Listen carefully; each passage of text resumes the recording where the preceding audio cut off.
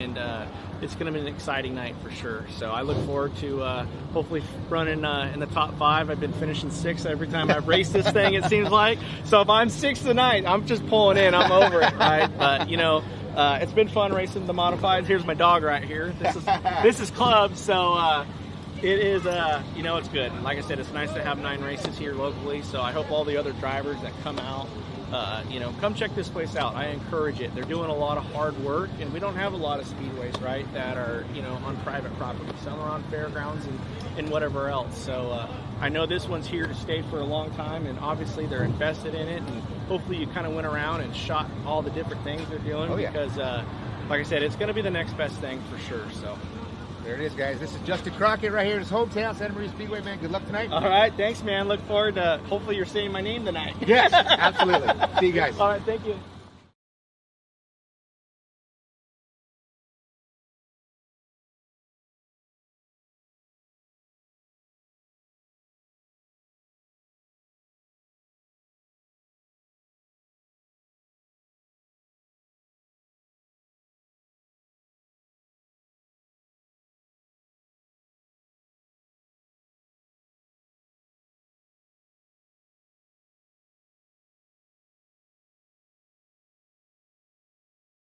Kid's been a terror so far. All last year, he's done a fantastic job driving tracks all over the place, winning everywhere you go.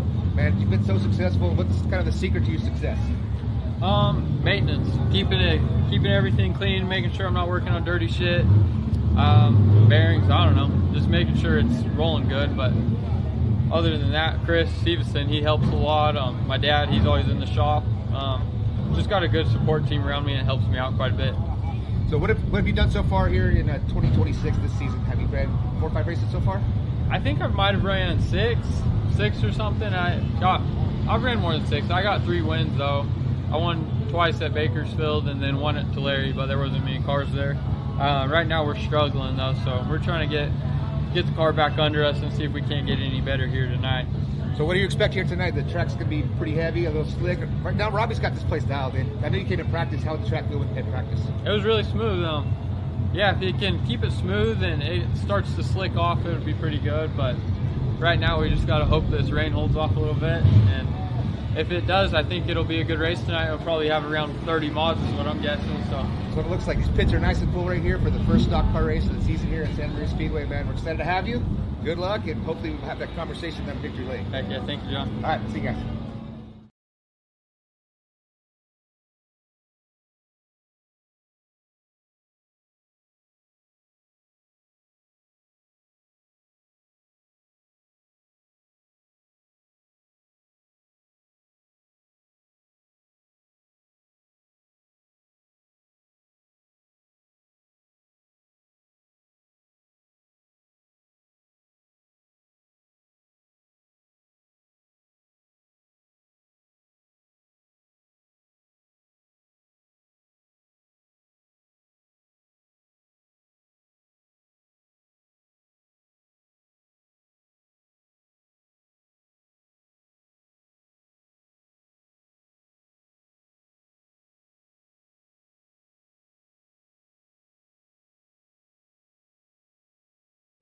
What's up, everybody? Season opener for the stock cars here at Santa Maria Speedway, and we got T-Van, dude. You made the jump to A-mods, and it's been successful so far. You know, right out of the box, the car's been fast. We've already got some wins here in 2026, dude. Talk about the modified program.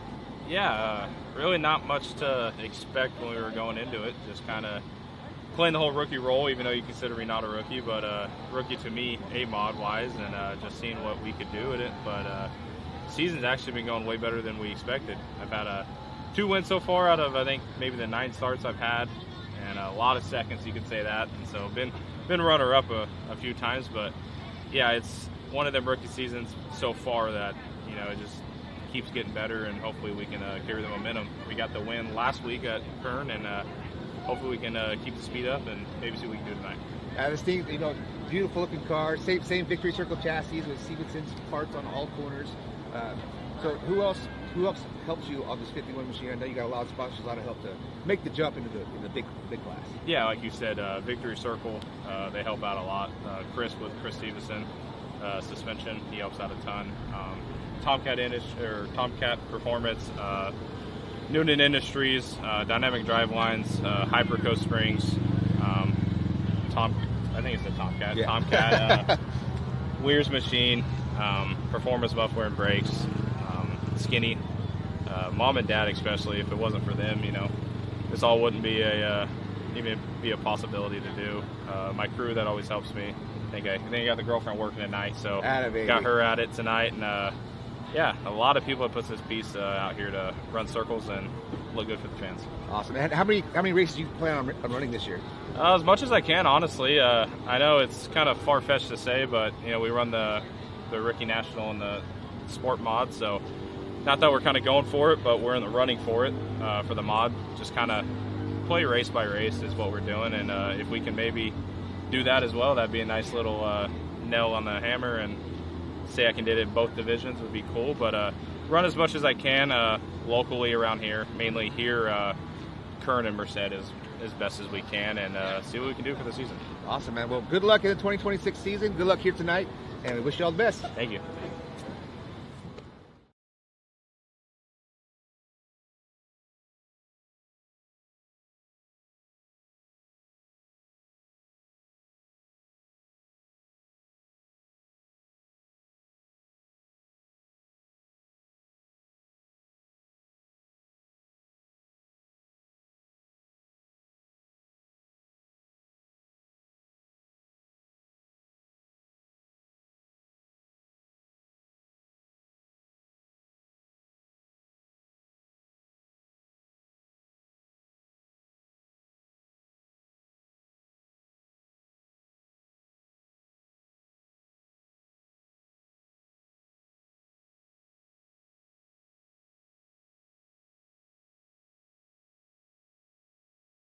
What's up, everybody? We're here at Santa Maria Speedway. We got Brian Baker, man. You guys are coming 3 cars deep here tonight. It's going to be a fantastic night. Fantastic show, as long as we can get it in. Yeah. So, man, it's great to see you back out at the track. Yeah, no, it's good to be back. We took some time off just to kind of recoup and kind of just reevaluate our program and just kind of slowly ease back into it. Santa Maria is a place that we've always ran pretty well at, so we got a couple, I think 3 or 4 wins here last year. So ran good at Kern last weekend as a good shakedown to get back into the cars and back here again. So your guys' camp here, I see you got yourself, your brother, and Nick Spainhoward. Nick Spainhoward? Yeah, so Nick Spainhoward drives the 40 for us. It's actually my brother's car. He owns that one, and Adam will be in the 17A tonight. So should have a good field of cars, and like I said, as long as we keep the rain away, it'll be a good time. It's a fast place, nice facility. So yeah, talk about the kind of stuff that they're changing here, man. What do you see as a driver that they're really putting into this place?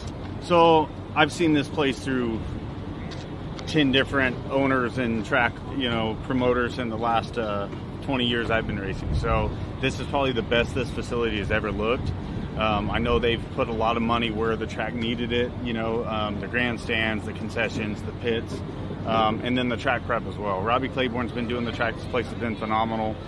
There's places where I've raced where, it's comparable. And this place, in the last few races I've ran here, has been the best. So I love the fans here. I love what the atmosphere that this place has, and I think it'll be good for the sport on the West Coast. So. Awesome. Yeah, and make sure you tell your family, your friends, everybody they can watch it free. Yeah, it's on YouTube, my platform, Santa Maria Speedway, and flowroad.co. So. Yeah, we got everybody we shared that post around. We're big on social media, so we try to get that stuff spread around and stuff. So we did share that link around. If you guys are out there, get on there, watch it, and check it out. There it is. All right, Brian, good luck tonight. Appreciate you. Thank you. See you out there. Thank you.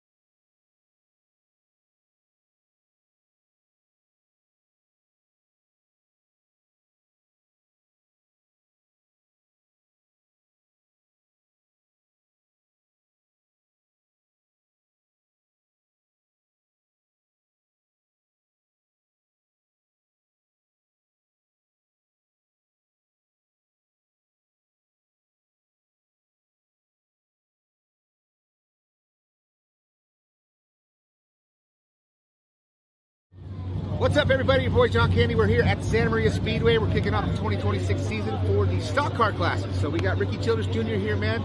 So far, it's been a great 2026. What are you looking forward here at Santa Maria Speedway? Well, we've been pretty successful at Kern. We won 4 out of 5 there. Been out of town twice and ain't had too good of luck out of town. So here we are tonight trying to change that luck.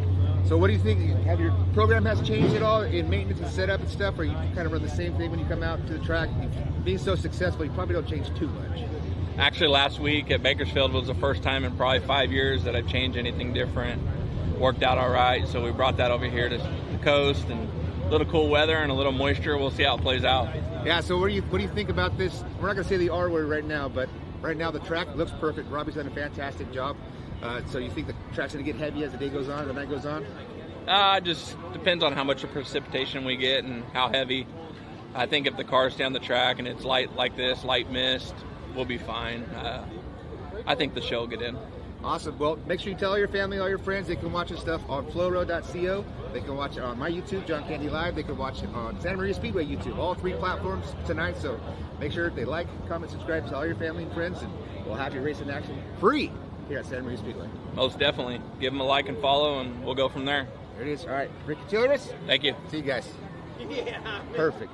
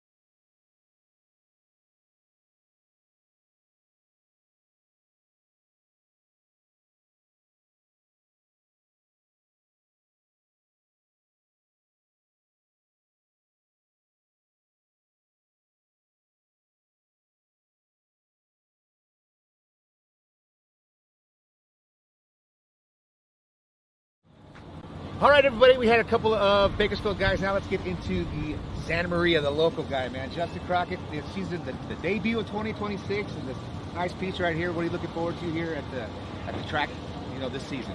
It's nice to have our home track looking this good, right? They put a lot of money into it. I think it's going to be a great season. The owner of the Speedway is a great guy, brings in a lot of sponsorship.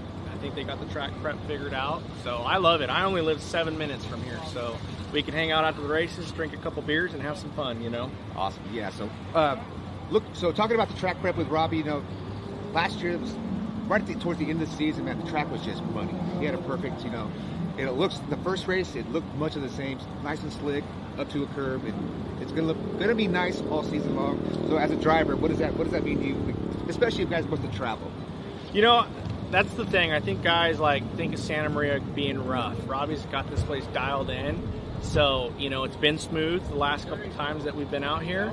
So it means a lot. As long as we keep Robbie happy and prepping the track, you're going to see a lot of good racing. I think this is going to be one of the top tracks for California for sure. So. Yeah, all the things they're doing here, the fan experience down here in the pits, that's a cool, unique thing. It's kind of cool to see, all the new spins and all the twists that Pat and the crew here are putting together for the fans and for the racers and everything else. Yeah, and I think there's more to come, right? I mean, he's got a lot of great ideas, and I did a lot of the sign work out here, so I kind of know what's going on. And he's definitely about the experience for the little kids. Tonight I think they got if you wear your jersey, you get in for free. So, if you play sports. So that's super, super neat, and a lot of great ideas, and that's what we need, right? We need to get the younger generation back into racing, and I think doing stuff like that is going to help that. So it's been amazing, man. I did the last few races here, and just to see all the interaction that they have with the fans, and just how many fans you guys have out here. And it's not necessarily just hardcore racing fans. Just like you have families out here that are just. It's amazing the vibes and everything that this place was producing, and it's the first race of the season. There were so many people here. It was it was great. with this many cars, the fans have to be packed tonight. Oh yeah, it's funny. I was up there checking in, and I was walking down, and I saw Bobby Hogue. Right, I'm like, man, that's pretty neat to see Bobby Hogue come here. You have the 22 car from Nevada that showed up. So I think it's kind of the word's getting out, right? And people are showing up, and it's good to have a good car count, because without a car count, right, there's not a race, and then the fans get bored. So they're doing everything right, and it's going to be an exciting night for sure. So I look forward to hopefully running in the top 5. I've been finishing 6th every time I've raced this thing, it seems like. So if I'm 6th tonight, I'm just pulling in. I'm over it, right? But it's been fun racing the modifieds. Here's my dog right here. This is club, so it is. It's good. And like I said, it's nice to have 9 races here locally. So I hope all the other drivers that come out, come check this place out. I encourage it. They're doing a lot of hard work, and we don't have a lot of speedways, right, that are on private property. Some are on fairgrounds and whatever else. So I know this one's here to stay for a long time, and obviously they're invested in it. And hopefully you kind of went around and shot all the different things they're doing, because, like I said, it's going to be the next best thing for sure. So there it is, guys. This is Justin Crockett right here in his hometown, Santa Maria Speedway, man. Good luck tonight. All right, thanks, man. Look forward to hopefully you're saying my name tonight. Yes, absolutely. See you guys. All right, thank you.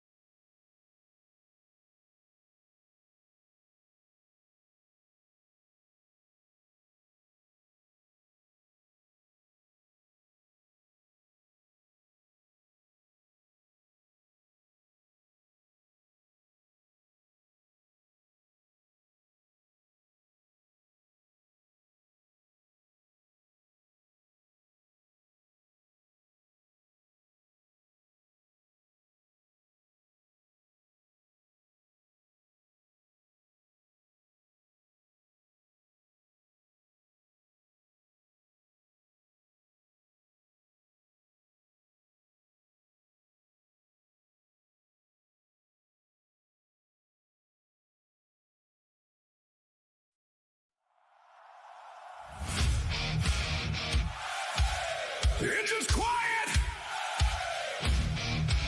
but the night ain't done.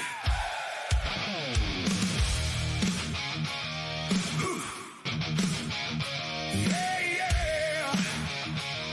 Hey, hey, hey, hey. Oh, the engine's quiet.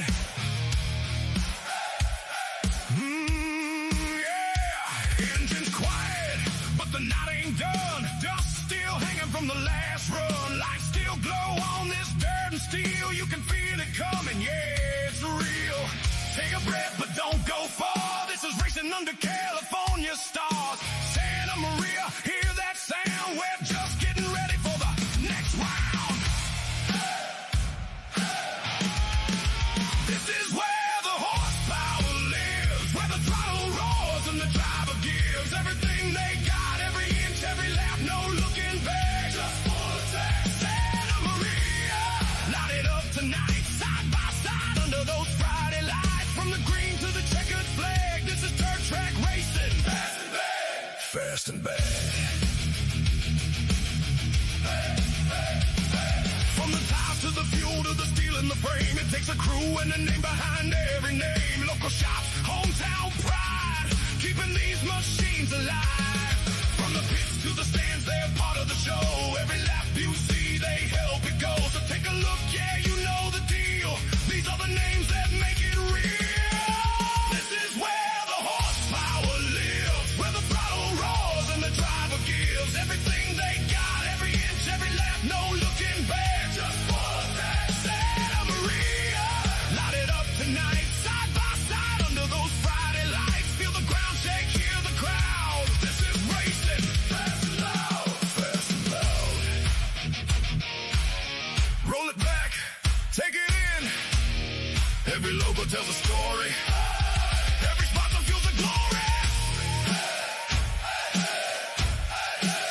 Tonight's racing, brought to you by Fire It Up! Woo!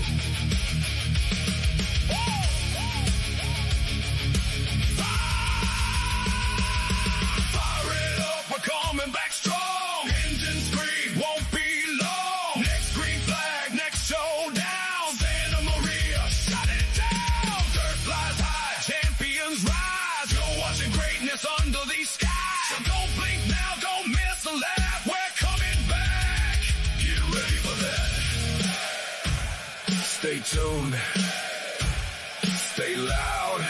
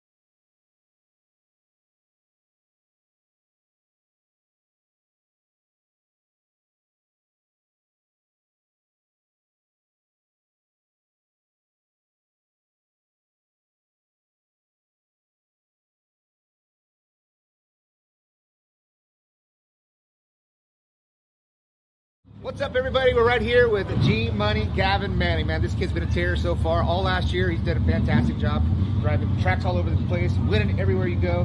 Man, you've been so successful. What's kind of the secret to your success? Maintenance, keeping everything clean, making sure I'm not working on dirty shit. Bearings, I don't know, just making sure it's rolling good. But other than that, Chris Stevenson, he helps a lot. My dad, he's always in the shop. Just got a good support team around me, and it helps me out quite a bit. So what have you done so far here in 2026 this season? Have you ran 4 or 5 races so far?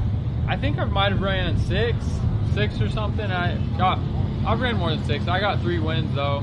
I won twice at Bakersfield and then one at Tulare, but there wasn't many cars there. Right now we're struggling though, so we're trying to get the car back under us and see if we can't get any better here tonight. So what do you expect here tonight? The track's gonna be pretty heavy, a little slick. Right now, Robbie's got this place dialed in. I know you came in practice. How did the track feel in practice? It was really smooth. Yeah, if you can keep it smooth and it starts to slick off, it'll be pretty good. But right now, we just gotta hope this rain holds off a little bit. And if it does, I think it'll be a good race tonight. We'll probably have around 30 mods is what I'm guessing. So that's what it looks like. These pits are nice and full right here for the first stock car race of the season here at Santa Maria Speedway, man. We're excited to have you. Good luck, and hopefully we'll have that conversation on Victory Lane. heck yeah, thank you, John. All right, see you guys.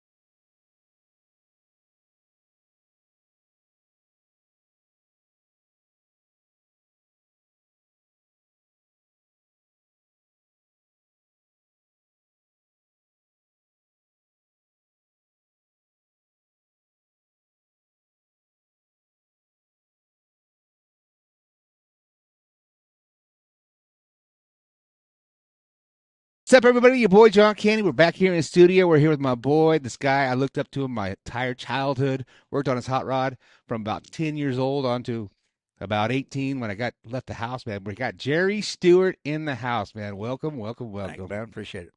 Yeah, dude. We're excited. We got Santa Maria coming up this week. I thought this would be a perfect week to bring you on. Tri-State Pro Stocks. You've been in that division for about, 6 years now? Yeah, like that? so, yeah. So they're going to be at Santa Maria Speedway, and you know what?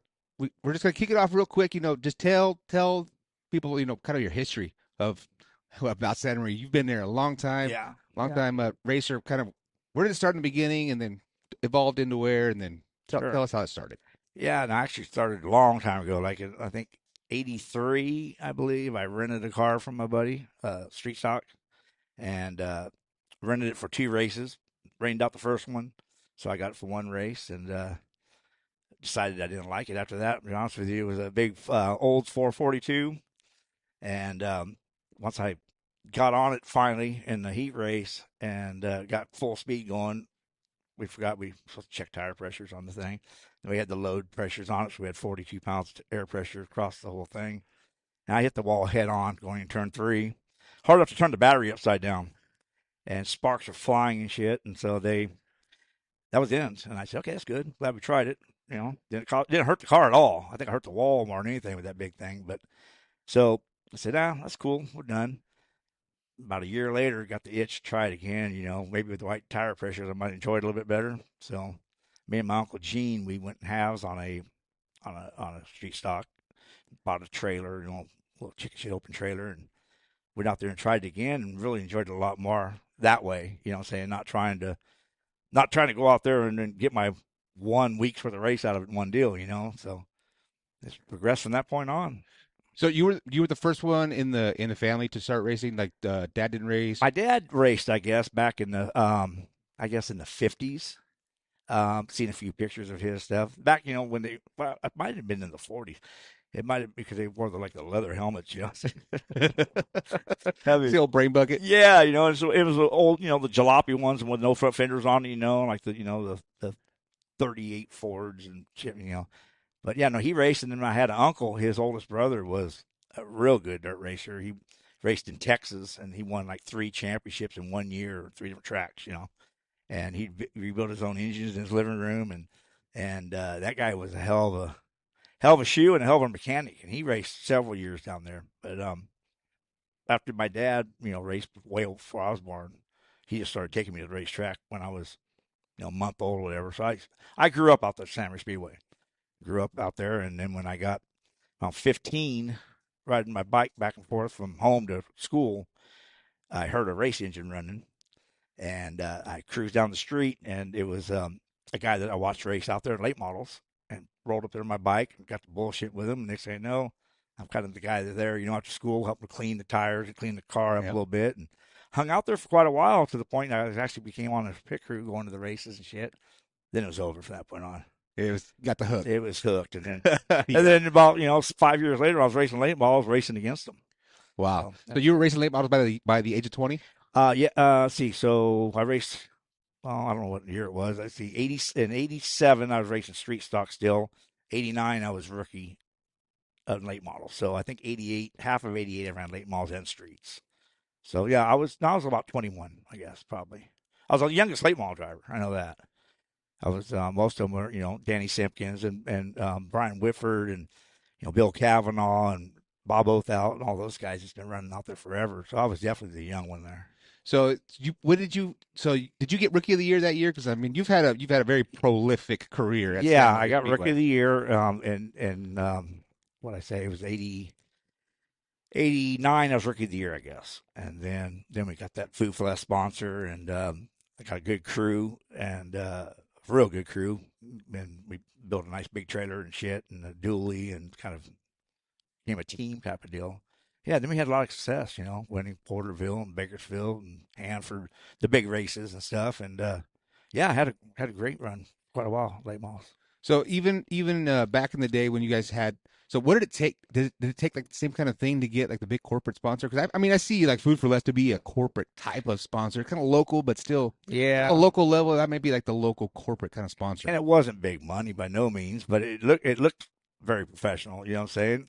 And the main thing is, they'd give me bags of candy, the bulk candy to give out to the kids after. So quickest way to get about 300 or 400 fans real quick. Exactly. But that was kind of cool. And everybody could relate to it. With the number 4, that's how we presented to them. Food with a 4 less. That's the way their logo was. So that was very cool. We had a good time with that. So, I mean, we're going to be bouncing back and forth because Sure. I want to talk about, how it is now and how it was back then. But, that's kind of what it's kind of going back to now, what they're doing now at Santa Maria Speedway, bringing all the fans back and doing all this stuff. It's stuff like that. He said, bringing 300 fans, but just tossing out candy. Big deal, yeah. They are doing their key number one thing is fan experience. It's absolutely the fan experience. They want, that they want to have Yep. the candy to throw out. They give out a bike. Santa Maria, Toyota of Santa Maria sponsors a bike every week. Sometimes other sponsors will come on. They'll bring a bike. Racers, they brought bikes out. So there'll be 2, 3, 4 bikes that they give out every night out there. Yep. And they throw the candy. They do all that. I mean, it's so huge. I don't know if tracks have got away from that, but back in the day, it seems like there was so much fan interaction. Yeah, no, it definitely was. Well, they used to have that junior fan club. I don't know if they have that anymore. That's what it is. Is that what it is? That's what it is, yeah. For a long time, they went without it. But when they used to have it, man, that was a big deal. I was even part of the junior fan when I was young. Yeah, and, they give out different prizes, but the ultimate prize was if, you get to ride with your favorite driver, a lap around the deal and you picture by him. I never won that. That's one thing I never won. I think I won a bike. I think I won, Frisbee, this stupid stuff. Right. But, I mean, never got that one ride. But, anyway, when they did that, that was always a big deal for the kids. They gave them a little trophy, a picture right afterward, but you got to give them one lap around the racetrack, and that's a big deal. I don't know if they do that anymore, but with insurance nowadays. But I mean, yeah, it sure was a cool deal. I mean, like Josh Vogt, man. I mean, he picked me as his favorite, and he won that deal I think twice. And we got pictures of him down there with me with the car. Next thing you know, man, he's one of the top IMCA drivers. Yeah. Down there, Yeah. It's really cool. Yeah, that's kind of one of the things that's cool about stuff like this, is maybe things that we haven't heard about or talked about or seen for years and years and years. We get to talk about it and be like, oh, shoot, let's put that back. Let's get that back. I agree with you 100%. Put that back in the atmosphere. And it worked then. And that's kind of the thing. Vintage stuff always comes back, right? Shitty, terrible pants that Bill bottoms. They made their way back. History repeats itself, right? Yeah. I mean, it's about the dolphin shorts. I wish they'd come back. So I mean, it's just putting that stuff back out there. It's like, man, we kind of forgot about that. Let's bring them back. But they have the Santa Maria Speedway Junior Fan Club. I haven't seen what it is in total because I just did the last few races at Santa Maria, just to get a kind of a taste of it, and just couldn't be more excited to be there full time this year. This is going to be awesome. It's going to be great. So yeah.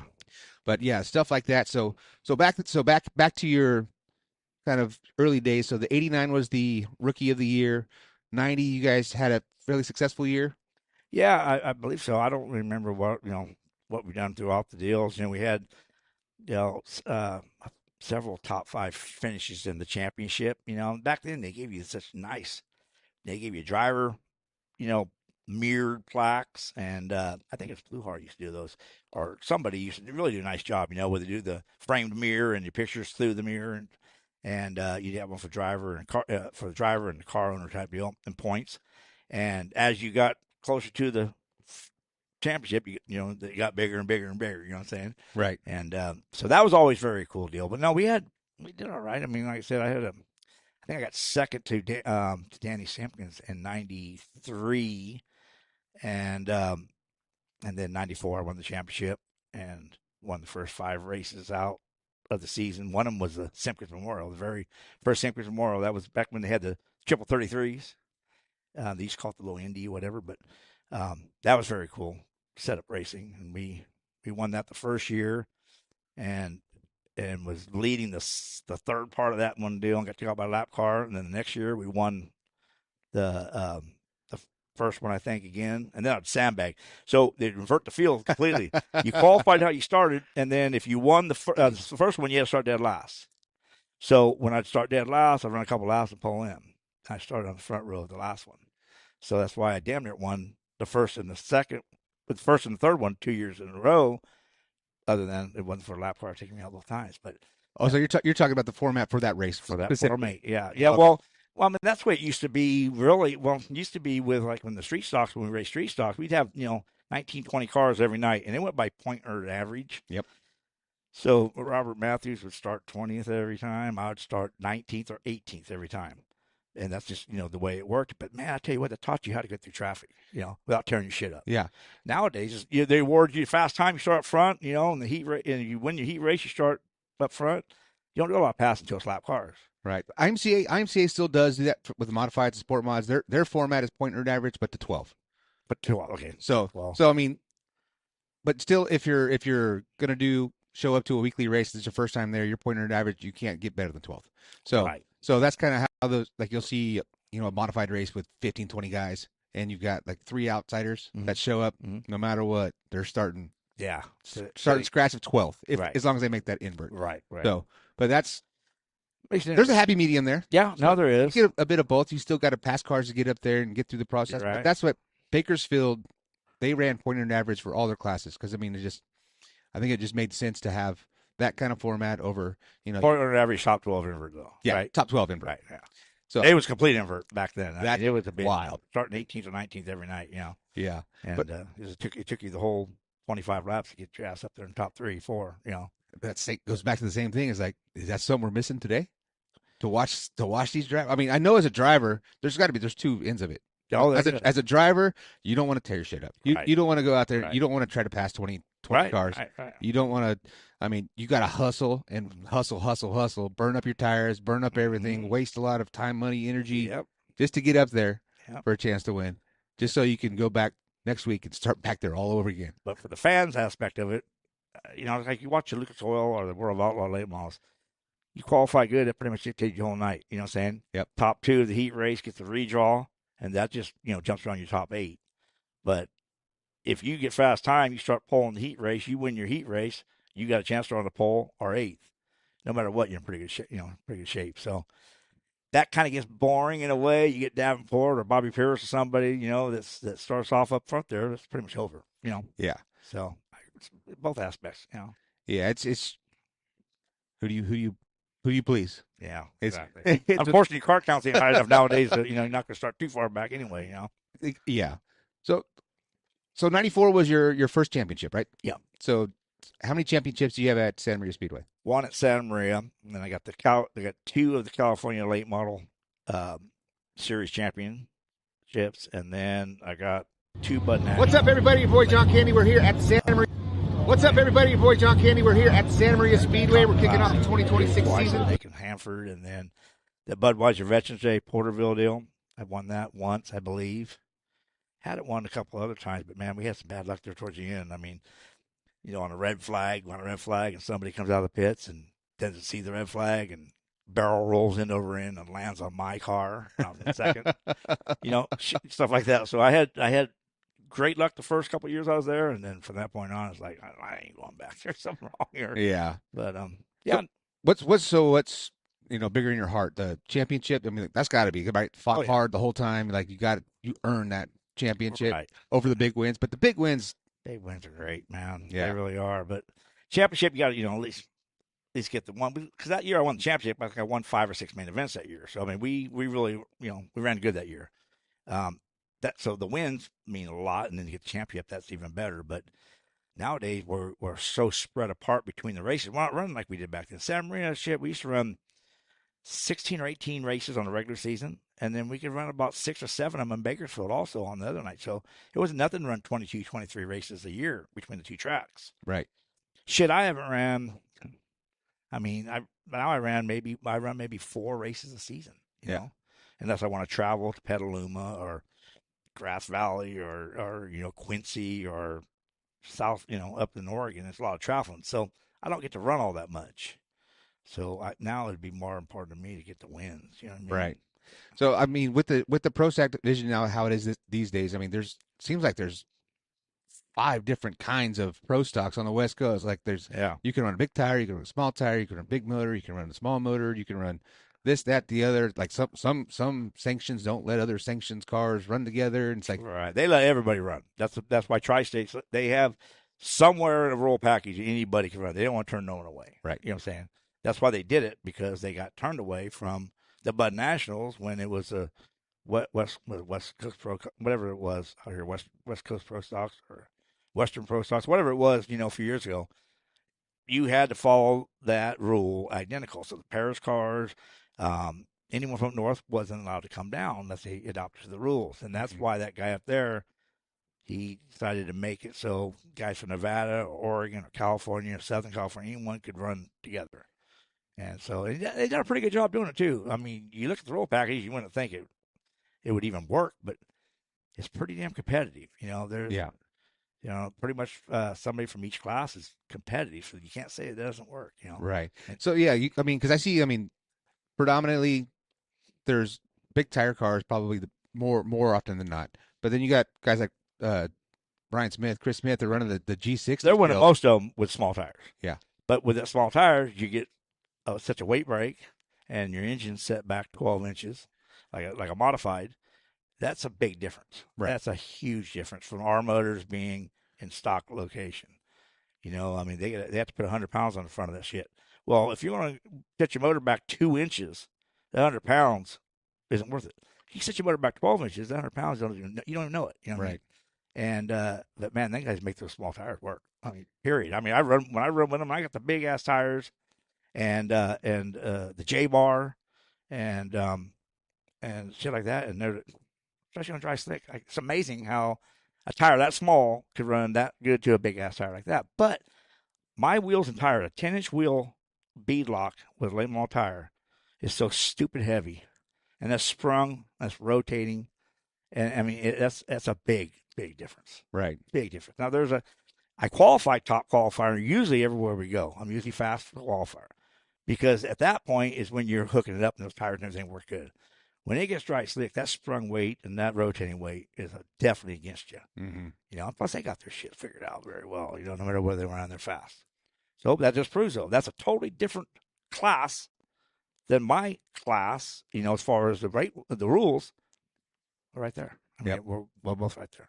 You got Dutton with his deal. Dutton and I are on the same package. Mm-hmm. So do you guys have? So is it true? Because I've been guilty of saying it's like, hell, that's just an old late model from 2003. Is it? That's what mine is. These stock front clip deals are like the 1990s late models, stock front series box and everything. But you got Smiths and some of those guys. They've got the modified chassis. With the motor sitting back so far, it's nothing like a late model, right? But mine is actually. It's a old Shaw late model, actually, what it is. I think I even heard it was a Shaw asphalt car at one time till Gunslinger up there in Reno. Those guys converted back in off. They converted and they built some pretty cool cars. That Antonio up there at Reno, he has one like mine. He's fast everywhere he goes too. So it's amazing because they're heavy. They're the big tube, the big tube roll bars, and they're extra safe. We'll just call them extra safe. Yeah, they're extra safe. They're extra heavy. But it's pretty much like my late model was in the 90s. Because the late models in the 90s, except for we didn't run 3 bars back then. We ran the monolith, And but other than that, shit, the rear ends and the J bar and pole bar. We can't run a pole bar like late model, but we run at least the top bar. Mm-hmm. Big difference. It reminds me a lot of the late model. With the big tires on it. I don't like the feel of these things with the 8-inch wheels and tires. I really don't. I just don't like it. So what kind of kept you? You've always stayed in the stock car realm. Like I've kind of wondered, when the late models went away, and the next premier thing was IMC late model or IMC modified. Mm-hmm. So what kind of kept you from going in that modified world? Well, I tried to modify. I've always wanted to try a modified. They look like a lot of fun. They're kind of on the loose side, and everything. And when Lee Jensen got me in a ride on one for a open show at Bakersfield, the one that Gary Dutton was driving on a regular basis. That old Dave's Fabrication 222 and 223. What was it? It was Big Daddy's car. Yeah. Yeah. So I think you're right. I don't know, but anyway, so he got me a ride in it, and I thought, oh hell yeah! But then, like the day before, I found out it was an open deal. We could run billboards. Sideboards. Oh, shoot. Well, I had the sideboard off my posse car. I said, well, fuck, let's put those on there, right? Well, then I wasn't driving a modified. I was driving a damn late model because you don't lift full blast. Right. Take the roof off of it, and we put as much stagger in it and went out there and was flying, man, was running away with the heat race by like half a lap lead at the white flag. I blew the motor up because it was starving it, going in the corner. And it blew up going turn one, and I coasted all the way around in second place, passed me by half a car length at the checker. So much lead we had. I felt like shit. I blew the guy's motor up, but they were so happy how fast that thing ran. It didn't bother them at all. They were just happy it ran so good. But so that's the closest I've ever come to running a mod. I never got in another one after that. So I don't know. I never liked the claimer deal. Yeah. Not being an engine builder, it never made sense to me. Right. Guys that know how to build their own engines or whatever, it made a little more sense. But not with me. It never did. Well, when you got to drop, I mean, even back then, even shoot in the mid 2000s, you're still spending 35 plus on an open good open motor, even modified ruled motor. And they could claim it for $350 back then. I mean, that didn't make no sense. Yeah, $350 in your motor. It should have been a swap. Well, you can win it back then. One time it wasn't even swap. Oh, really? You just take your damn motor. Oh, for that. Yeah. You got a wagon. You take it home a wagon, and you won them in a minute. But but they made it better as they go for the years. Then it was a swap, whatever. Then it wasn't bad because the guy could finish up there enough to claim for you. They're pretty decent, right? So you didn't. Because you had to be top 4, right? I think so. The guys that finished on the top 4 on the tech pad or whatever, I think so. They had the opportunity. And you're a good car if you finish top 4 if there's any kind of field. Right. If you went somewhere like Ventura where they only had 6 cars or something like that, Right. You could be lapped 5 laps down and get 4th, And then you're over there claiming. He's got a badass motor, and you're Dalton's freaking. You got his smog legal motor. But no, that's the only reason that kept me away from it a long time ago. I've always liked the late also. Yeah. So can you feel the difference now? I mean, technology's come a long ways. I know it's kind of basically the same chassis from like 03, 04 to what it is now. You're basically running the same tire, so it has the involvement of shocks and springs and all that kind of technology. Does it make the car feel that much different? Well, yeah. I mean, like I was up until a year and a half ago, I was running junk shocks. I mean, the shocks that I had from my late models from the early '90s. I'd have a gas one, an oil one. I'd have an AFCO. I'd have a Pro. I'd have all this different shit, and was running damn good. But the top guys were running Severson shocks. His awesome shock package, and so finally, Pounds talked me into doing that. Last year, I think it was last year. Man, you got to get the shocks, man. You're getting beat by the shocks. So I bought the shocks, and I could tell a difference then. Yeah, I really could tell a difference then. It's just so much more consistent, and so that definitely makes a difference. And that's a hell of a shock rule we still have. Still has to be a steel shock. It can't have a reservoir on it like the high dollar ones that we have in the late models. But yeah, no, you definitely feel the difference.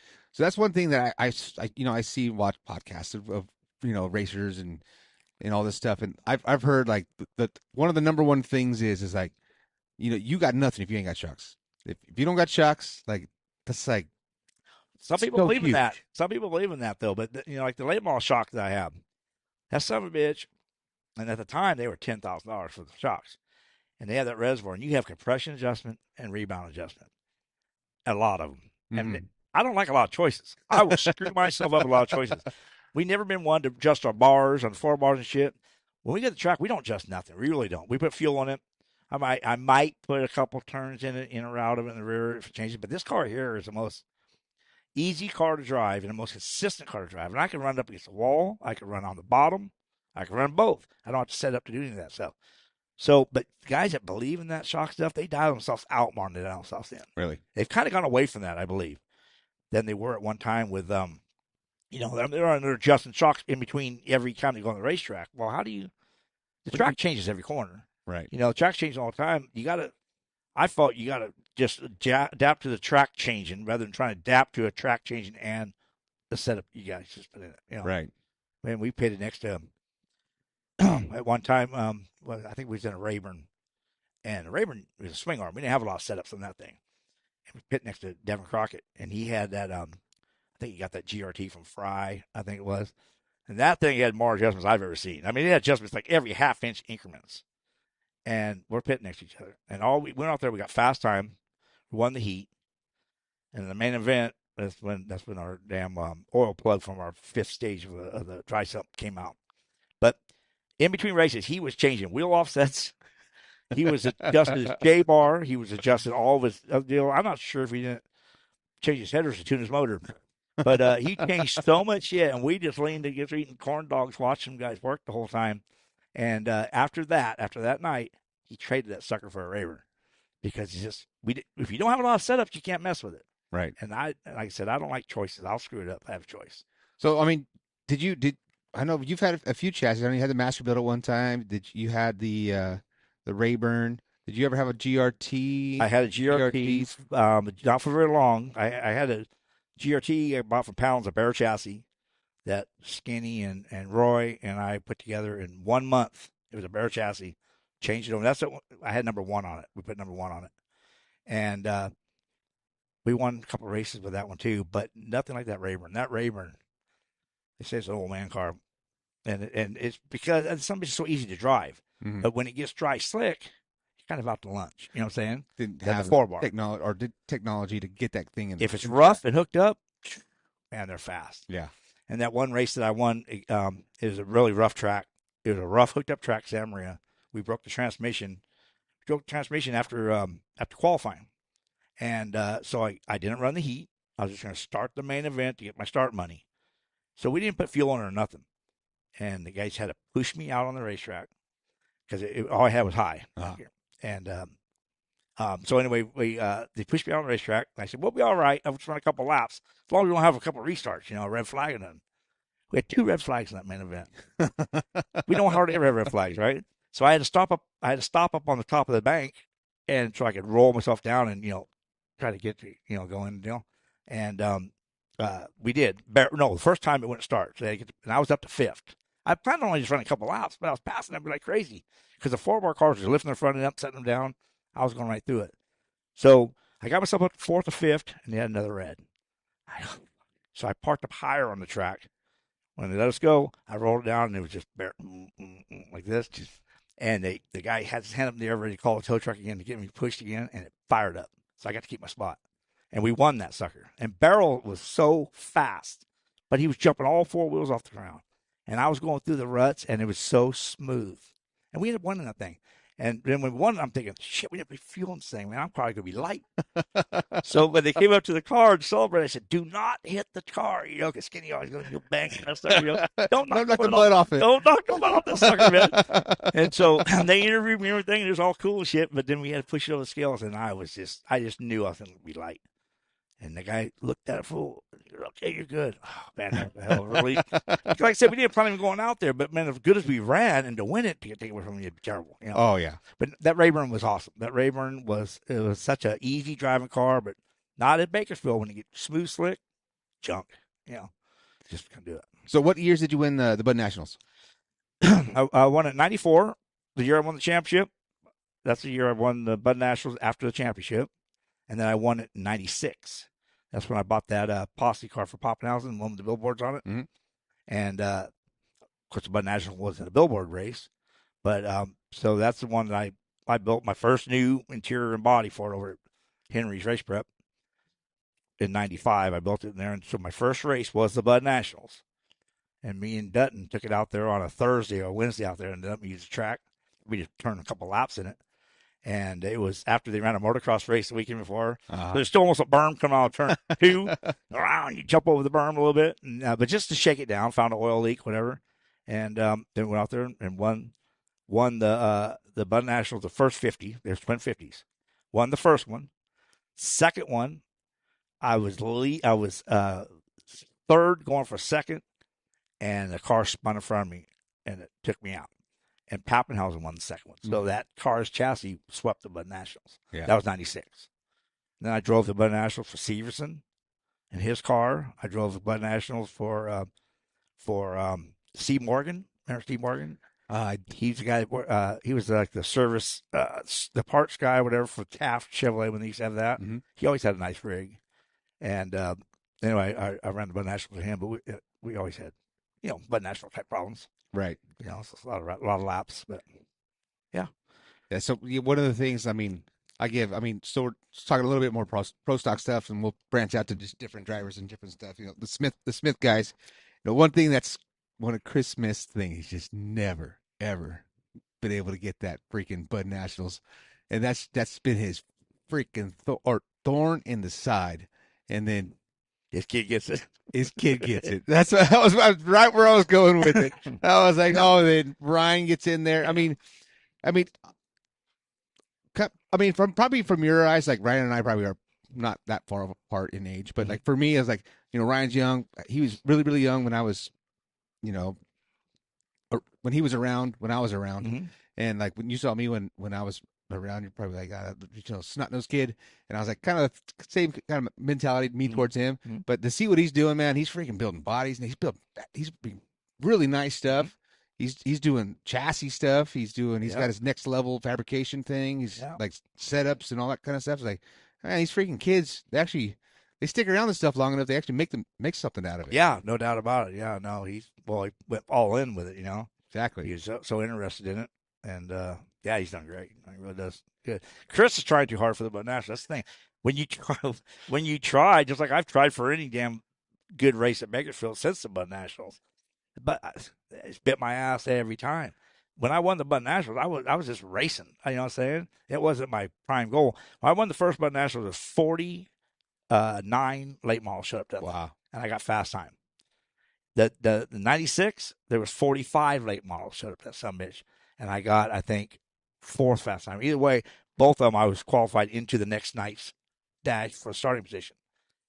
I wasn't expecting all that shit. Right. Then as I went along, and now if I won a couple, you kind of really want to, win one. I wanted that damn guitar. I didn't have that guitar when but since I wanted it, I can't finish one. You know what I'm saying? Yeah. But so it kind of works that way on shit like that. You go to a new track. Every time we go to a new track, we do very well at a new track. The first time we went to Ely, Nevada, in a 355 cubic inch, 18-degree motor that I've always ran. Went over there, and that was a race against Colorado and Oregon and California. It was a big race. This was recently. This was when was that? It was in that Rayburn. Oh no, sorry. So, it's when I went. It was that California Clash deal. Yep.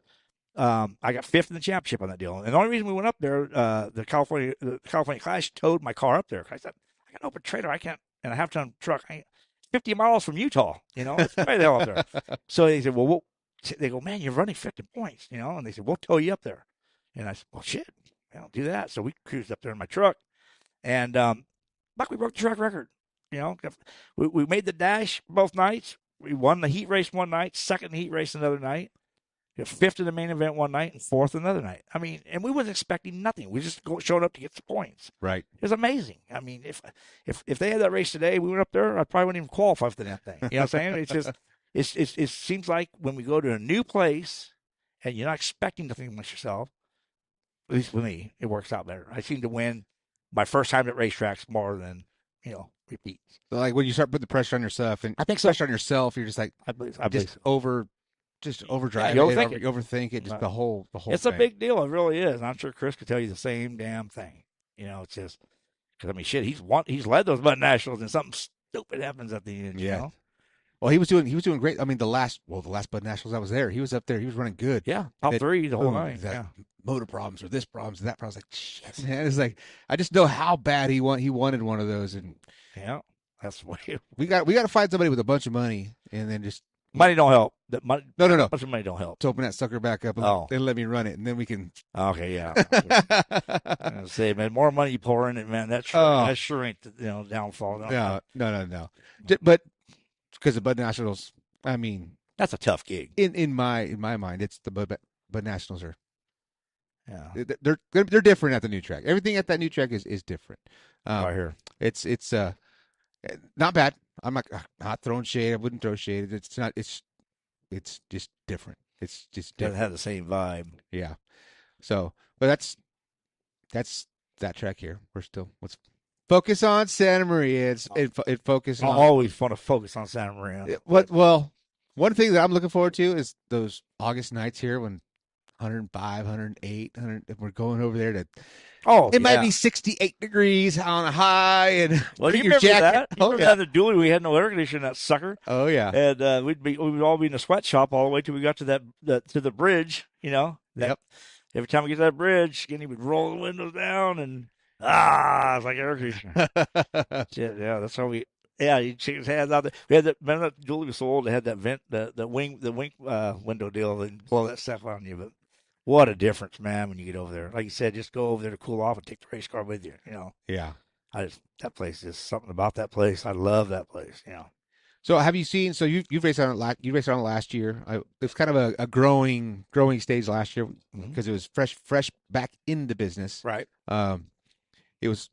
I know. In the beginning of the year it was rough because the track was, whether it was new clay, new surface, just didn't quite know how to prep it, and it was. Yeah. It was rough. I mean, there's no ifs, ands, or buts about it. It was rough, but towards the end of the year, man, that thing got freaking. Robbie Claiborne. Oh yeah. Dialed that place. Yes, he did, big time. Yeah, that last race we ran was October 4th, I think, and it was a racy ass track, man. It really was. I mean, we was running on the bottom, then we get there and running against the fence. I mean, there was easily 2 grooves, sometimes 3. Right. That's all a guy can ask for, really. So yeah, we've had one race so far this year. It was a 305 sprint car. How was the track? Track was money. It was Really? it was technical slick on the bottom. Wet slick? Like greasy? Nope, not greasy. Oh, dry. Kind of dry. That's one thing that's completely different than what I remember back. I mean, back in the day, it was like you could barely walk across the thing without losing shoes. Yep. So now it was a little. It wasn't dusty or dry. I mean, it wasn't crumbly slick. It was just hard slick. Hard slick. And then from center up, it progressively got a little more.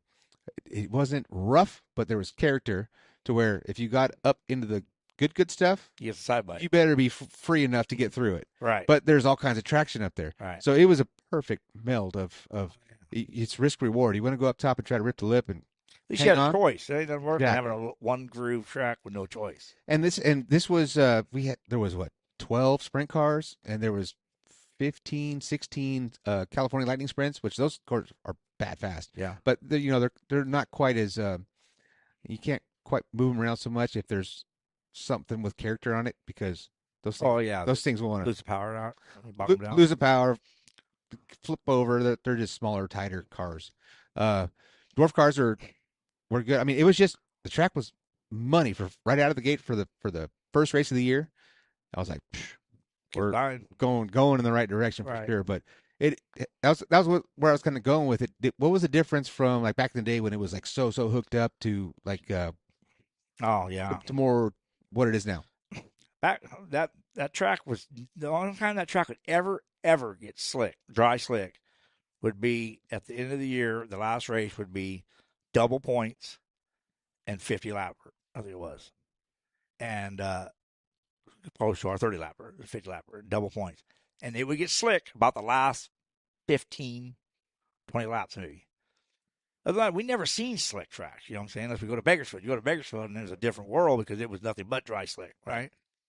But that track was known to be so fast and so hooked up, but you bring home 300 or 400 pounds of clay after the race, after towing away, back to Bakersfield after it's shaken off. We'd still bring 3 buckets full of clay back, and but God, it's just a different world back then. And then seems like back then the track would even get a little bit tackier in the main event when the fog starts to come in. Right. I don't know if it still does. I think now the track typically is gone to the dry side before then, and then it just makes it greasy. You know what I'm saying? But when it stayed tacky and it get moisture, it just get more tackier. Right. I mean, we won a lot of main events with right rear heavy. Mm-hmm. When everybody's mentality was, we 30 lap main event, we better put some turns in it, and then they're pushing, and we just fly right around them. We had to have my shit loose because I always had no horsepower. When these other guys were running, 395s and 410 cubic inch all aluminum motors, I still had my 355 18-degree motor, and so you had to keep that thing loosened up. So never did you see me push. You know what I mean? The car would not push. I always had to keep it winged up. So if the track stayed tacky, I had an advantage. Those guys were all too tight to turn, So that's why I love Santa Maria so much. So running the smaller motor with the big motor guys, what was something that you guys had to do? Was it a gearing thing that you just had Stay to loose? Keep it loose. It was just keep the car free. You bogged it down, it's like getting out of the draft, man. You just, So I had to keep it winged up. I wouldn't necessarily turn a lot of RPMs, on that aspect of it. Just I ran less cross than anybody else ran, by far. And you can see guys just tightening their suckers up before the main event, filling them full of fuel. There's times we've gone out there with half a tank of fuel, you know what I'm saying, and not tighten nothing up, and end up being right rear heavy, which is unheard of, you know, back Right. at least back then. I don't know what they're doing now. But no, it paid off, you know. And when I ran that Rayburn, if it was kind of slick, but then had some rough spots, I'd have to aim for the rough spots. Catch that right rear, With the and, traction and, right and there. yeah, Launch and you. then you launch right that swing arm. With a 4-bar, you catch a rut, it pulls your front wheel off the ground. So that's what got Barrel that one night. He was bouncing. He was turning 5 times on the front stretch, and I was just gliding over like a boat, you know, going over the damn thing. So it was just a different. You just drive differently with what you have, and that's the way I always was with the lack of horsepower. Then when I got a lot of horsepower, I burned the tires off, and we kept, you know, tightening it up more and more and more, and got fast. But it was hard to learn to tighten your shit up when so many years you had to keep it loose. Right. So that's kind of one of the things, like when Lee Jensen was running that that pro stock, the Larry's pro stock, when Larry just wanted to put some more bar to it, keep tighten it up, and Lee was like, "No, heck no, take that out of there. Like, keep Right. the freaking tires on the ground and let's motor this. Like, Right. let's motor this thing. I could drive it if you just let me drive it. Don't try to freaking put too much car to it, and then I'm about to lunch." No, you can drive a loose car. You can't drive a tight car.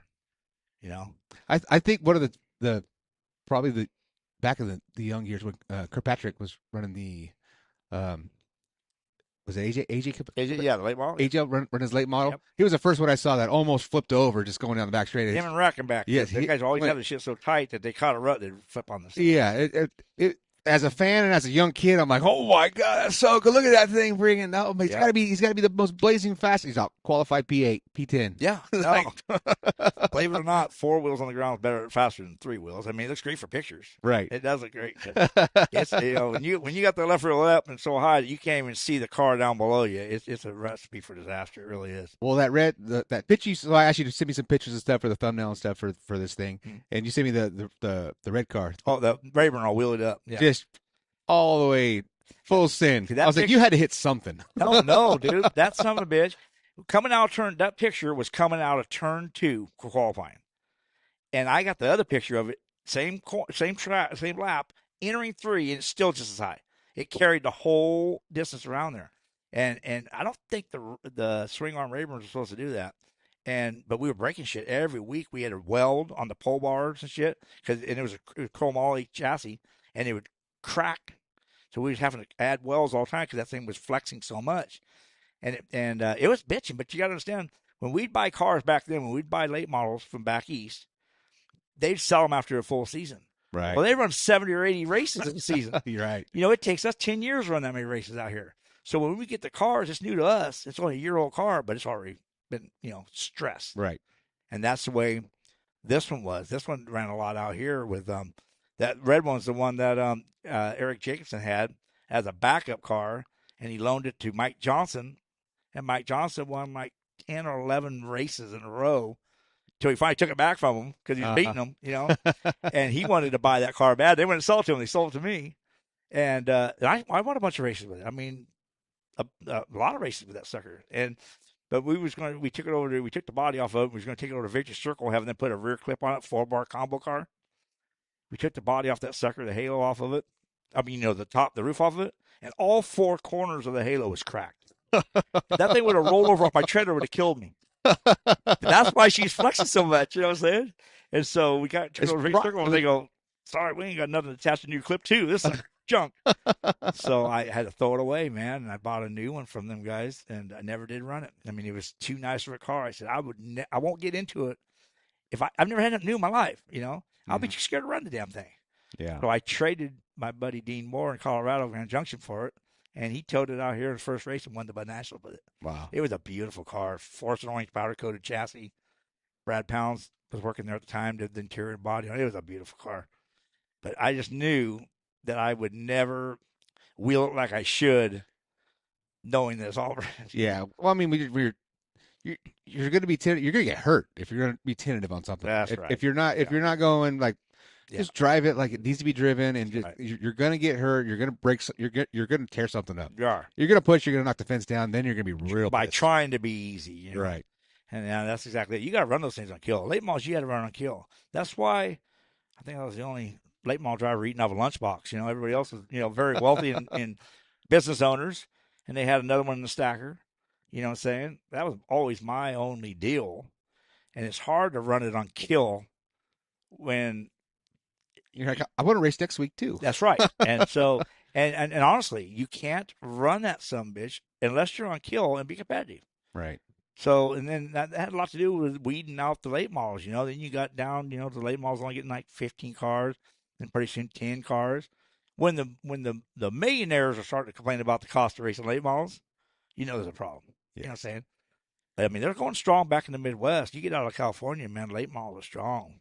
I mean, is there a price difference of parts and availability and everything here than back east? It's just there's just more sponsorship opportunities and people just love racing that much more back there. I don't get it. I've been trying to understand it myself. Because man, those guys race Tuesday, Wednesday, Thursday, Friday, Saturday back there. And back there where I'm at, there's I think there's 5 dirt tracks within 50 square miles to race that. And those guys you can race all the time. And the stands are full every night, whether it's Tuesday night, Wednesday night. Cost same to get in the stands, $25 to get in the stands. Pit passes are 45, maybe 50 like it is here. Mm-hmm. But nobody knows how in the hell they able to do it. I mean, I don't know if they're all wealthy in the aspect that they could, have that kind of budget to go racing, but they do. I mean, and there's B mains at every racetrack. That's crazy. That's awesome. It's awesome. Yeah. And I mean, and I could go right across the river there to Illinois, and then you got Fairbury and Farmer City and Quincy and there's so many racetracks. Granite City. There's Davenport. Iowa has one more dirt track. They have the most dirt tracks in the nation. One more than Illinois. I think Illinois has 99 and Iowa has 100 or 99 and 98, just one track. So you can race and you got choices. I just don't know how you can afford to race. Yeah. Shit, it takes us a month to get the car ready from one race to the other if we don't turn nothing up. You know what I'm saying? And they just have the same 2 guys. It's not like there's giant crews. Right. Yeah. I mean, it's like they're doing it for a living, but they're not because they're not racing for that much money. You know what I'm saying? Well, the World of Outlaws and Lucas guys, but it's all big That's sponsors. corporate. It's corporate. It's a business. That's a corporate business, a corporate thing. I mean, you're running a business of, you have this advertising machine that goes out there and runs on a national level that just wins. I mean, that just. I don't know what the numbers are on Flow or Dirt Vision, what their viewer numbers are, but it must be pretty high because they're getting some real good sponsors. Right. And that makes a difference. That's all that. Yeah. And that's what we're doing that on a small level. Start somewhere. Trying to start something like that. And then that's kind of the thing. Like Santa Maria and myself are just working together and trying to figure this out, figure out what it is and what it's worth and like how can we, make this amazing. Yep. Make Santa Maria help them out, try to get more purse, get more cars, get more everything. So if we get more cars, we get more viewers, get more fans, we sell more hot dogs. It's just, it's just, it's just everything just can snowball into everything. We're just trying to figure out what that is because, it's working for Flow and it's working for these big places. But we just need to figure out how to make it work for Santa Maria as well. And there's definitely the market around that place. You know what I'm saying? That's such a awesome facility. And when it went away for 4 or 5 years, that's when people realized what they had all along. You know? And but it's such a great location, such a great facility. The new owners are doing an awesome job. That place is awesome. Yeah, that fan experience thing, dude, that is awesome. Yeah, it is. So the little fire pits, the sea trains. Yeah. You can go down there and have a beer, and you're right next to the cars. That is that is definitely unique.